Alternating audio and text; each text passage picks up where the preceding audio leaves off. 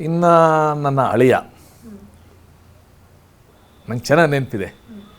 2013ನೇ ಇಸ್ವಿನಲ್ಲಿ ನಾನು ಸಚಿವನಾಗಿ ಇಳಿದಿದ್ದೆ. ನಮ್ಮ ಪಕ್ಷ ಅಧಿಕಾರಕ್ಕೆ ಬರಲಿಲ್ಲ. ಅವತ್ತು ನಾವು ತಿರುಪತಿಗೆ ನಡ್ಕೊಂಡು ಹೋಗೋಣ ಅಂತ ಸೊ ಈ ಕತೆ ನಾವು ಕೇಳ್ಪಟ್ವಿ. ಅಳಿಯ ಆಗೋಕ್ಕೂ ಮುಂಚೆನೇ ನಿಮಗೆ ಅವರು ವಾಕಿಂಗ್ ಫ್ರೆಂಡ್. ವೆರಿ ಇಂಟ್ರೆಸ್ಟಿಂಗ್ ಅದು.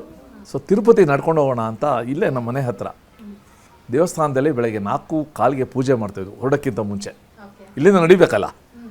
ನಮ್ಮ ವಿನಯ್ ಕೃಷ್ಣ ಅವ್ರ ಫ್ರೆಂಡ್ ಒಬ್ಬ ಸಮರ್ಥ್ ಅಂತ, ಅವನು ನಮ್ಮ ಜೊತೆ ಬರಬೇಕಾಗಿತ್ತು. ಅವನು ಇವ್ರು ಕರ್ಕೊಂಬಂದ.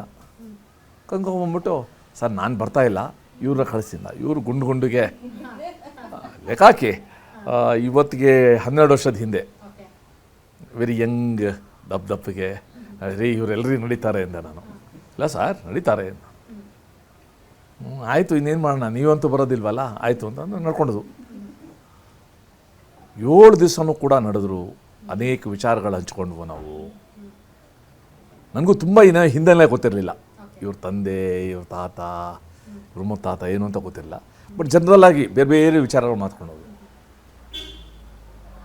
2ನೇ ಸಲ 2014ರಲ್ಲಿ ಧರ್ಮಸ್ಥಳಕ್ಕೆ ನೋಡ್ಕೊಂಡು ಅವಳು ಬಂದರು ಇವರು.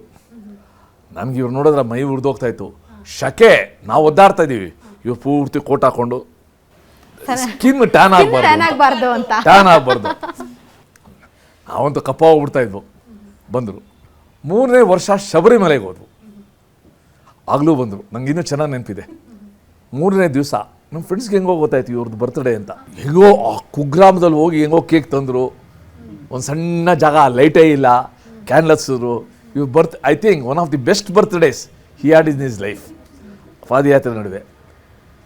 ಸೊ ತಿರುಪತಿ, ಧರ್ಮಸ್ಥಳ, ಶಬರಿಮಲೆ ಜೊತೆ ಪಾದಯಾತ್ರೆ ಬಂದ್ಬಿಟ್ಟು ನಮ್ಮ ಮನೆಗೆ ಪಾದ ಬೆಳೆಸ್ಬಿಟ್ರು. ಅಲ್ಲ, ಪಾದಯಾತ್ರೆ ಮಾಡ್ತಾ ಸುರೇಶ್ ಅವ್ರ ಹತ್ರ ಪಾದ ಪೂಜೆನೂ ಮಾಡಿಸ್ಕೊಂಡು ಪಾದಯಾತ್ರೆ ಜೊತೆ ಕಾಶಿ ಯಾತ್ರೆನೂ.